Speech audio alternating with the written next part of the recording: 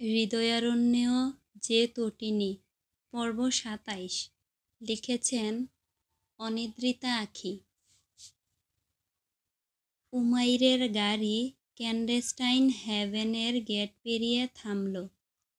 তটিনী এখন নিথর হয়ে উমাইরের কোলে বসে আছে, প্রাণহীন দেহের মতো। এতক্ষণ অঝোরে কাঁদতে কাঁদতে তার চোখের জল যেন ফুরিয়ে গিয়েছে।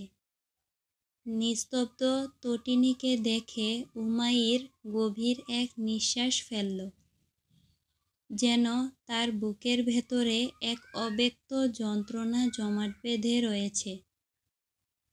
গাড়ির দরজা খুলে সে তটিনীকে পাজাকুলা করে তুলে নিল। তটিনী কোনো প্রতিক্রিয়া দেখাল না, না বাধা দিল, না ধরে রাখল।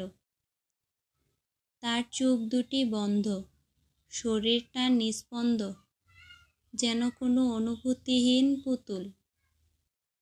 রুমে ঢুকে সে তটিনীকে বিছানায় শুইয়ে দিল, কিন্তু তটিনী তেমনি চুপচাপ, নিস্তব্ধ। গত কিছুদিনের অসুস্থতা কাটিয়ে তটিনী একটু স্বাভাবিক হওয়ার পথে ছিল, আর আজকের এই ঘটনা যেন তার ভেতরটার পুরো শূন্য করে দিয়েছে। উমাইর আর কিছু বলল না। মাথায় হাজারো কথা জমলেও সে নিজেকে সংযত রাখল। রুমের এক কোণে দাঁড়িয়ে তটিনীর দিকে কিছুক্ষণ তাকিয়ে থাকল। অতঃপর নিঃশব্দে ঘর থেকে বেরিয়ে গেল। দরজা বন্ধ হওয়ার শব্দ শোনার সাথে সাথেই তটিনী চোখ খুলল। তার দু চোখে এক অদ্ভুত শূন্যতা। তাকানোর সাথে সাথেই তার চোখের কোণ দিয়ে এক ধার জল গড়িয়ে পড়তে শুরু করল। বালিশ ভিজে যেতে থাকল। সে কোনো শব্দ করল না, শুধু নিঃশব্দ কান্নার স্রোত বয়ে চলল, যেন তার সমস্ত যন্ত্রণার ভাষা এই চোখের জলে মিশে আছে। তটিনী মনে করে তার জীবনের সবচেয়ে বড় অভিশাপ হলো সে গরিব ঘরের মেয়ে হয়ে জন্মেছে।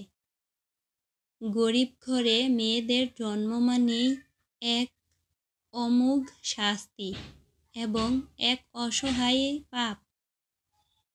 গরিব পরিবারে মেয়ের জন্ম মানেই শত প্রতিকূলতার পাহাড়ে বসবাস, যেখানে স্বপ্ন দেখা বারণ, আশা রাখা নিষিদ্ধ।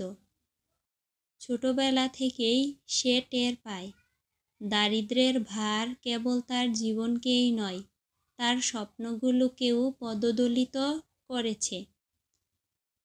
তার মনে হয় মেয়েদের জীবন এমনিতেই নানা সংকটে পূর্ণ, আর যদি সেই মেয়ের ভাগ্যে দারিদ্র্য ও দুর্ভাগ্য জুটে যায়, তবে তা যেন এক অব্যক্ত দুঃখের সাগর ডুবে থাকার মতো।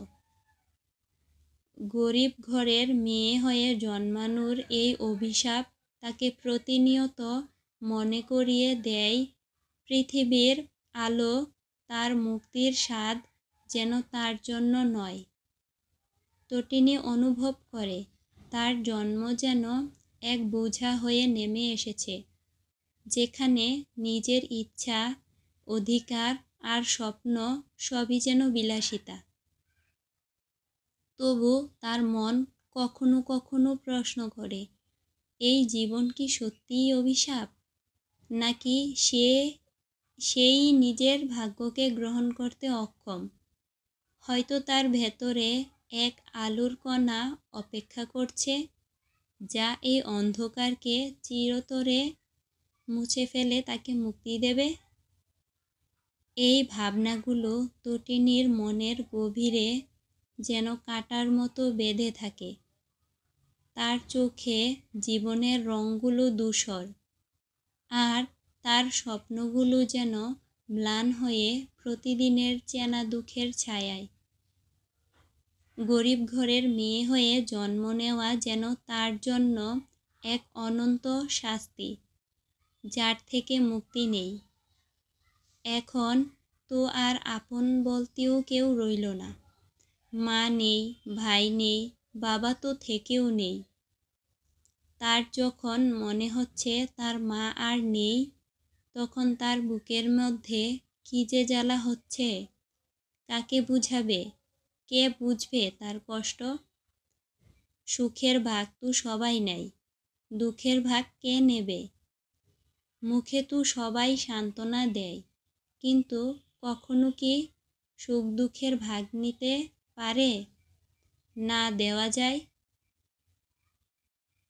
শ্বাসে আটকে দহন জ্বালা, চোখে জলে নীরব প্রার্থনা।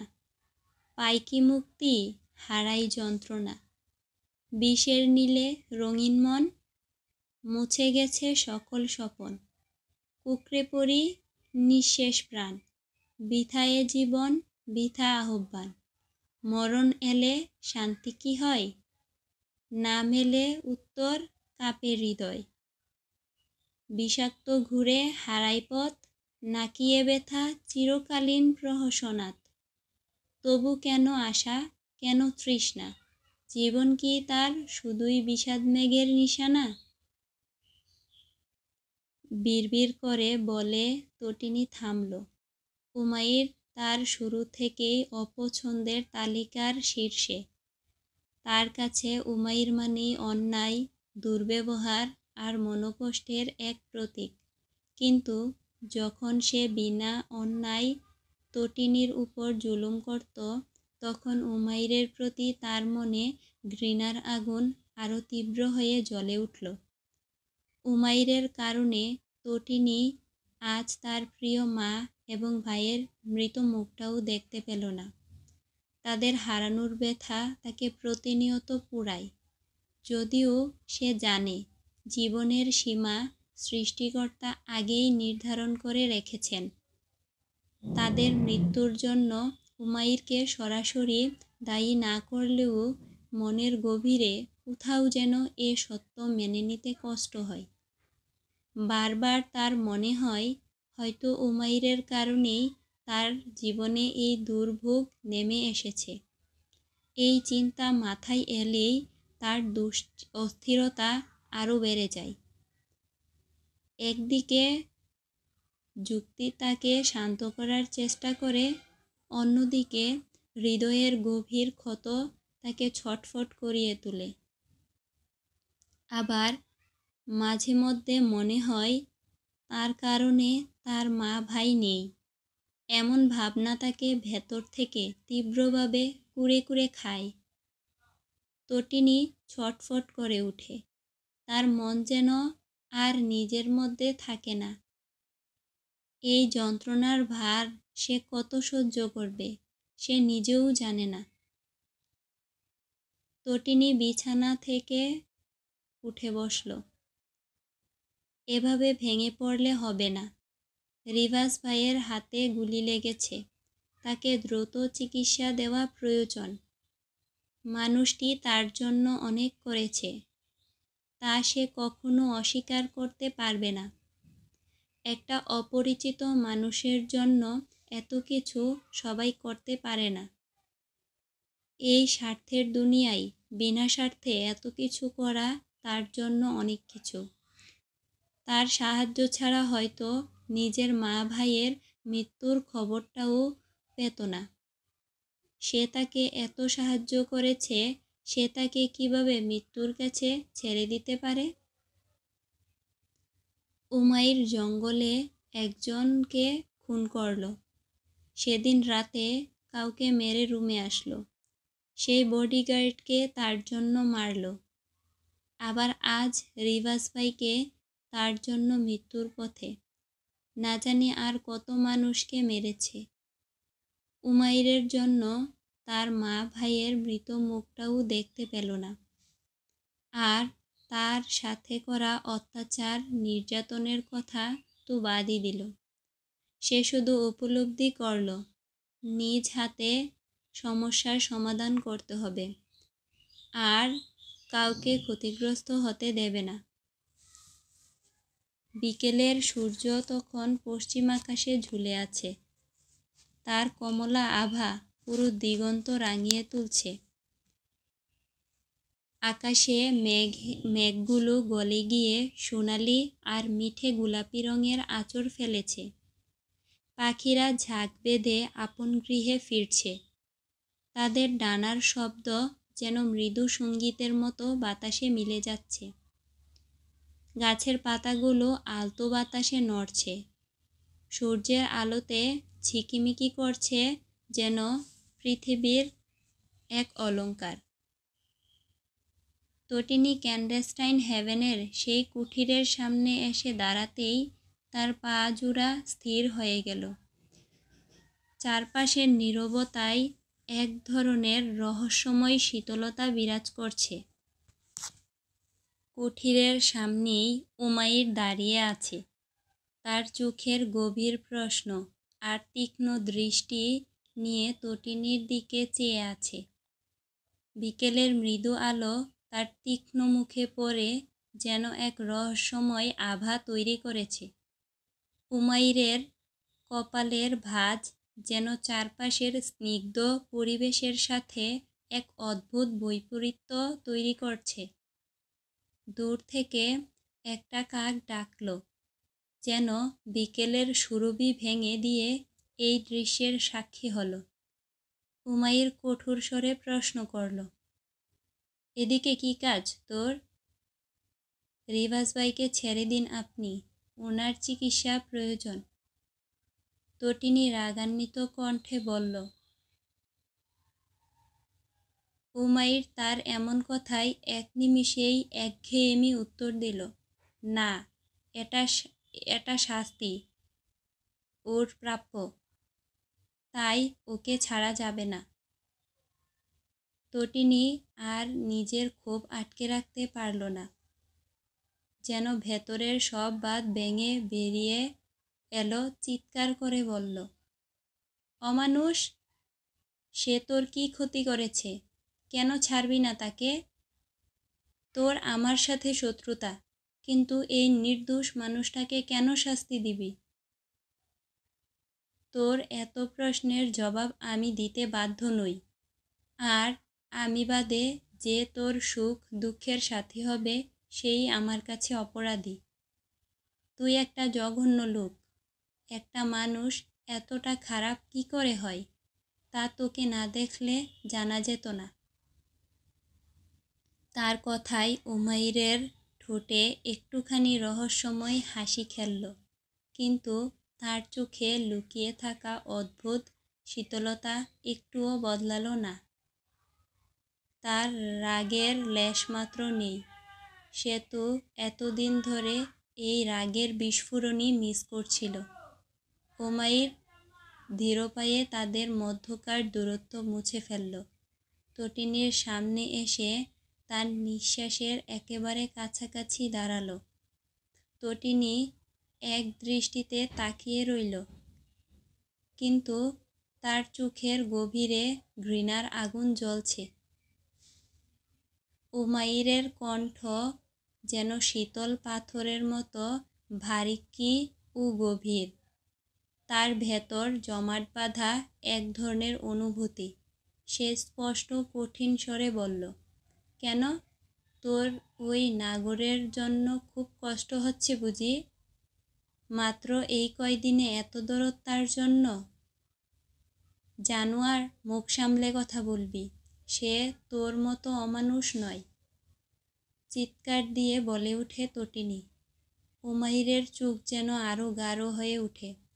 তার কণ্ঠস্বর আরও গভীর হলো, তোর এই দরদ দেখানোটা কিন্তু তার জন্য কাল হয়ে দাঁড়াবে। তটিনী যেন তার কথাগুলো শুনেও শুনল না। সে উমাইরের পাশ কাটিয়ে কুঠিরের দিকে এগিয়ে যেতে চাইল, কিন্তু উমাইর তড়িৎ গতিতে তার সামনে এসে দাঁড়িয়ে আবারও তার পথ আটকাল। এই দৃশ্য দেখে তটিনীর ধৈর্য একেবারে ভেঙে গেল। তার রাগ যেন পাড়ি দেওয়া নদীর স্রোতের মতো তীব্র হয়ে উঠল। চোখে ক্রোধ আর ঠোঁটে শীতল প্রতিজ্ঞা নিয়ে সে উমাইরের দিকে চেয়ে রইল, যেন এক ভয়ঙ্কর ঝড়ের আগমনী বার্তা। আমাকে যেতে দিন, আমি রিভাস ভাইকে দেখব। তুই কিন্তু আমাকে রাগিয়ে দিচ্ছিস। এরপর যা হবে তার জন্য কিছু আমি মোটেও দোষারোপ করতে পারবি না। তটিনীর ধৈর্যের বাঁধ ভেঙে গেল। চোখে ঠান্ডা আগুনের ঝিলিক, ঠোঁটের কোণে এক টুকরো বাঁকা হাসি। উমাইরের চোখে চোখ রেখে সে স্নিগ্ধ শীতল কণ্ঠে বলল, আমার ভূমিতে আপনার পদার্পণ ছিল বজ্রপাতের ন্যায়, যার বৈদ্যুতিক আলোর চারপাশে আলোকিত করেছিল, কিন্তু সেই আলোকিতকে কোনো আনন্দ ছিল না, যা ছিল শুধু আতঙ্ক আর ধ্বংস। এইটুকু বলে থামল। অতঃপর উমাইরের দিকে তাকিয়ে বাঁকা হেসে শীতল কণ্ঠে বলল, আপনি যেমন আমার জীবনে আতঙ্ক আর ধ্বংস সৃষ্টি করেছেন, তেমনি আমি নিজ হাতে সব ঠিক করব। আমি হয়তো রাগী হতে পারি, তবে আজ আপনি দেখবেন এক রাগী মেয়ে থেকে খুনি মেয়ে হতে। তার কণ্ঠে মিশেছিল অদ্ভুত এক দৃঢ়তা, যেন আকাশ ফুঁড়ে নামে বজ্রপাত। তটিনী যেন এক পায়ে দাঁড়ানো বাঘিনীর মতো, তার চোখে প্রতিজ্ঞার অগ্নি। কোনো দয়া, কোনো ভ্রুক্ষেপ কিছুই নেই। তার হৃদয়ে যেন শপথ নেওয়া শেষ, আর সিদ্ধান্তও। তটিনীর এমন কথায় তার দিকে উমাইর সস্নিগ্ধ নিয়ে তাকালো। সাথে তার এমন কথায় যেন সে মজাও পেল। তার আরও কাছে এসে দাঁড়ালো, মাথা একটু নুইয়ে হাসকিশোরে বলল, তো ঝাঁসি মহিলা, আমাকে খুন করবে বুঝি? তটিনী কিছুক্ষণ চোখে চোখ রেখে বেশ কিছুটা বাঁকা হাসল, যা উমাইরের মনে কিঞ্চিত বিভ্রান্তি তৈরি করল। তটিনী অতি সাবধানে পেছনে আড়ালে রাখা হাতটা সামনে আনল। কিচেন থেকে নিয়ে আসা তীক্ষ্ণ ধারালো ছুরিটা সজোরে গেঁথে দিল তার নিকটস্থে থাকা পুরুষের বক্ষের হৃৎপিণ্ড বরাবর। উমাইর স্তম্ভিত হয়ে গেল, যেন সময় থমকে গেছে। তটিনীর দিকে নিষ্পলক চেয়ে হাঁটু ভেঙে বসে পড়ল সে। মুহূর্তের ব্যবধানে তার বুক থেকে গল গল করে বেরিয়ে এলো রক্তের তীব্র স্রোত। তটিনী কাঁপতে কাঁপতে দাঁড়িয়ে রইল। তার হাত পা যেন অসাড় হয়ে এসেছে।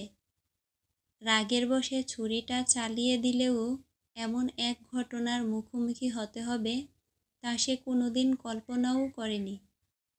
কেন উমাইর এমন নিষ্ঠুর হলো? কেন এত কঠোর হয়ে উঠল? যদি সে অন্য সাধারণ মানুষের মতো হতো, তবে তাদের গল্প হয়তো অন্যরকম হতে পারত। হয়তো আজ তার মনে এই বিতৃষ্ণা জাগ্রত হতো না।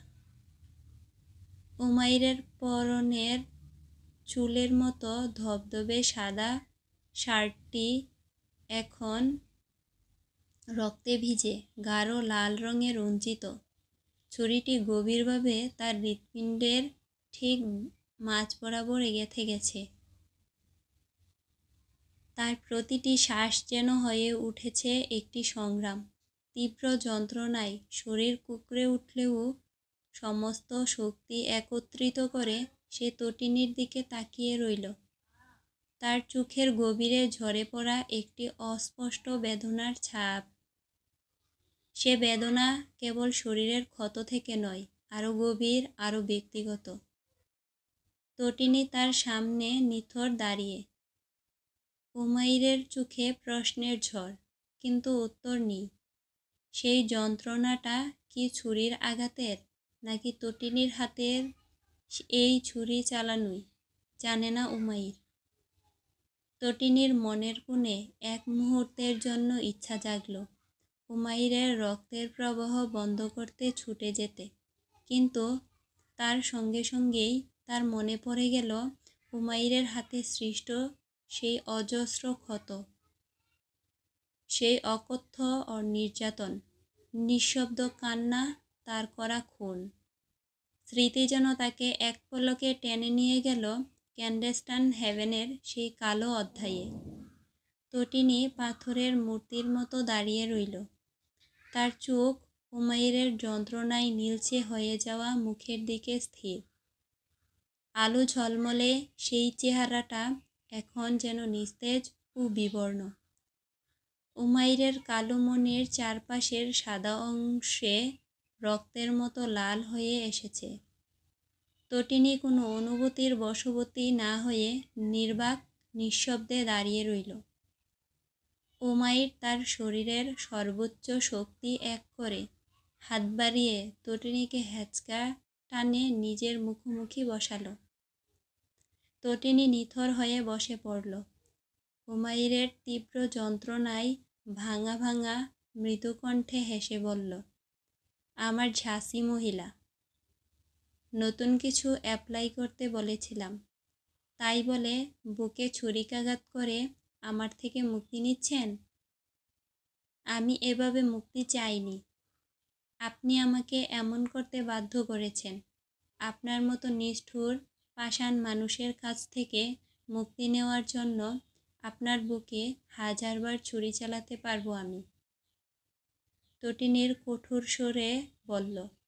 আশ্চর্য হলেও সত্য, এমন কথা বলতে তার একটুও বুক কাঁপল না, কাঁপার কথাও নয়। যে মানুষটা তার সাথে পশুর মতো ব্যবহার করেছে, মানুষ খুন করে, তার প্রতি কিসের মায়া, কিসের দরদ? উমাইর তাচ্ছিল্যের সাথে হাসল। তার ঝাঁসি মহিলা এতটা কঠোর না হলেও পারত। নিষ্ঠুর মহিলা।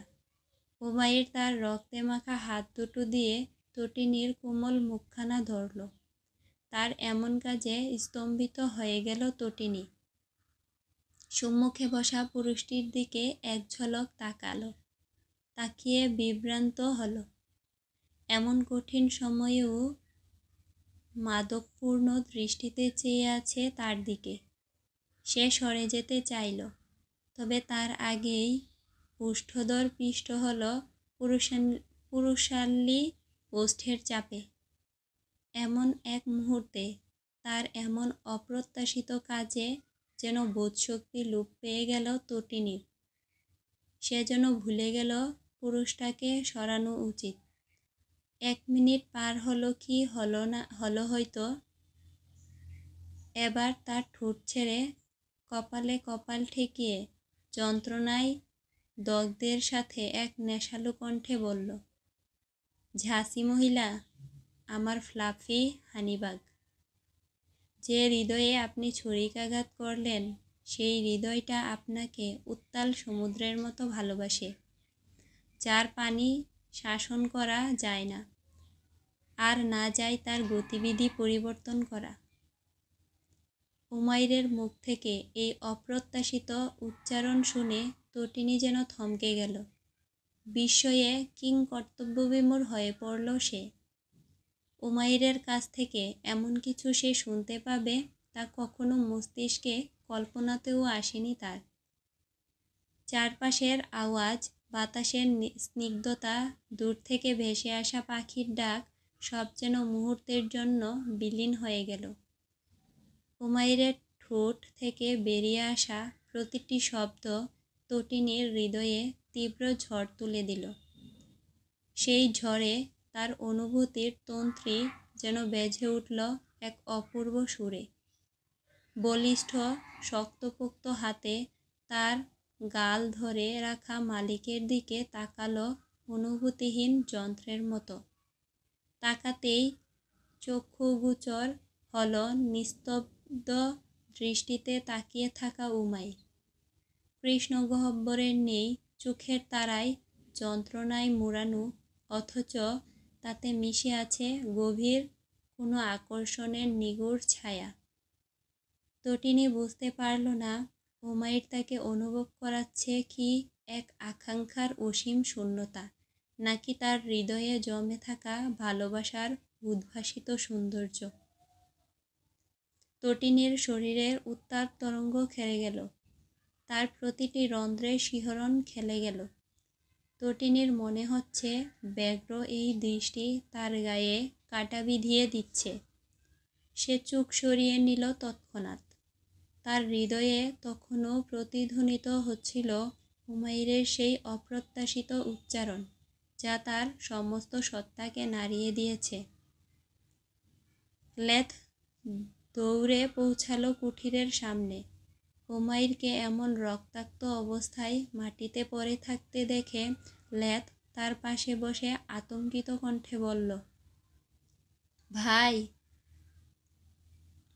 সে উমাইরকে কুঠিরের দিকে অনেকক্ষণ আগে আসতে দেখে তারপর একটু জঙ্গলের দিকে গিয়েছিল, কিন্তু এসে আবার যখন অনেক সময় পার হয়ে যাওয়ার পরও উমাইরকে দেখতে পেল না, তখন সে এই দিকে আসছিল উমাইর কি করছে তা দেখতে। কিন্তু সে এমন এক দৃশ্য দেখতে পাবে তা কল্পনাতেও আসেনি।